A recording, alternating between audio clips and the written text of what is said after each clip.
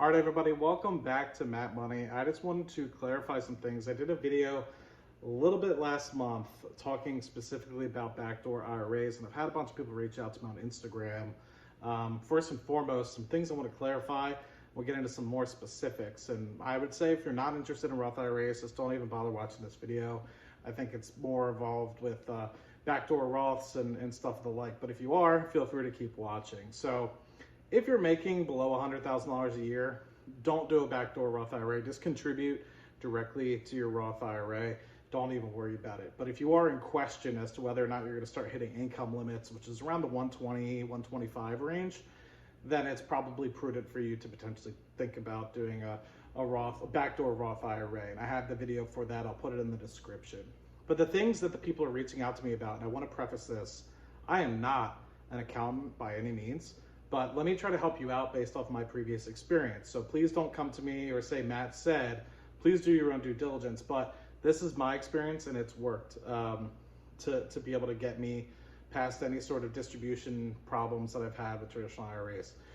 So when you input your money to a traditional IRA prior to doing the Roth recharacterization or the Roth conversion to a Roth IRA, what it will get you at the end of the year is a 1099-R for your traditional IRA, and you'll get two Form 5498s, one for your traditional IRA, one for your Roth IRA.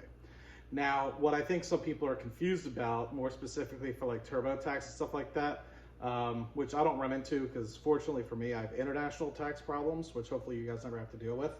But because I was an expat, I have the company do some of my taxes on my behalf for, obviously I don't know how to do international taxes, right? So they take care of that on my behalf. But what you're looking for is on your 1099-R, and I'd show it to you guys, but there's a lot of important information. I'd rather just talk to it and speak to it. Hopefully you can follow along. On your 1099-R for your traditional IRA, you'll see that you get a gross distribution, let's just say, for example, $6,000, because if you're doing a Roth conversion, and the taxable amount would be $6,000.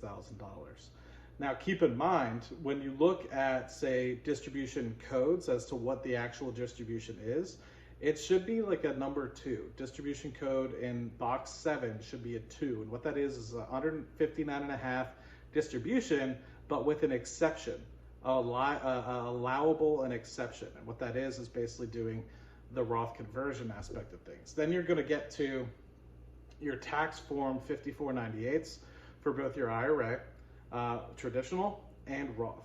So your traditional should say, hey, you know, this person contributed $6,000 if you max it out, and on your Roth it should say Roth conversion amount of $6,000. So if you have that Roth conversion amount of $6,000 under your Roth IRA tax form 5498, coupled with on your 1099-R for your traditional IRA, saying on box number 7 you have a 2, which is basically saying that you've, yes, distributed early, but with an exception, I don't see why there should be any problem. I didn't have a problem in 2019 when I had people doing my taxes for me. I didn't have a problem in 2020 when I did the same. So I hope this is helpful for you, and I hope that you understand a little bit about it.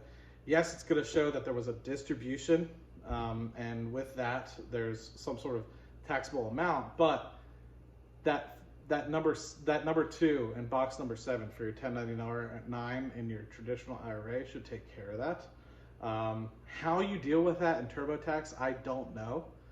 That is something where you're starting to get to the point where you're making a lot of money. You're probably having a lot of different loopholes kind of coming in. You're not like an 18-year-old kid who's just making normal money.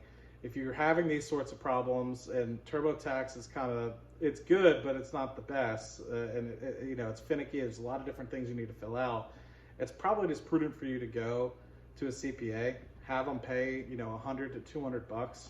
Go to H&R Block, go to one of those things. And I'm not sponsored by those guys by any means, but I've had problems with TurboTax in the past, especially because I'm like lazy and I don't want to pay the $150 for the premium version, and that doesn't allow you to do everything.